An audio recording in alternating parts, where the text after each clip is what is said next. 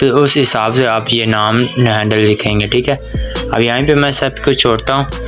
اب مین سیٹنگ ہے جو ہماری ہے کروم براؤزر پر. یہ ہمارا کروم براؤزر ہے, اس پر ہم نے جانا ہے. اس کو اوپن کرتے ہیں. یہاں پر آپ نے لکھنا ہے یوٹیوب سائن ان.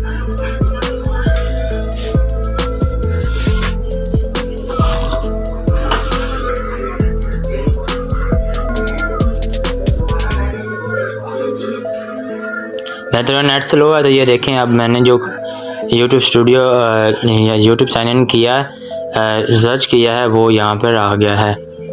تو یہاں پر آپ کو یہ سمپلی نیکسٹ کر دیں.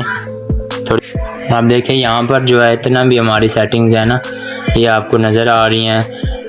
ڈیش بورڈ ہے, کسٹمائز ہے, ٹھیک ہے, انالیٹکس ہے, ٹھیک ہے, کمنٹ سیکشن, جتنا بھی ہے سیٹنگ ہماری یہاں پر ہے. ہم نے اپنا چینل کریٹ کرنا ہے. اس سے پہلے میں آپ کو بتا دوں کہ آپ نے اپنا جس جی میل پر چینل بنانا ہے وہ آپ کو یہاں پہ شو کرنا ہے. یہ آپ نے سمپلی اپنے لوگو پہ کلک کرنا ہے.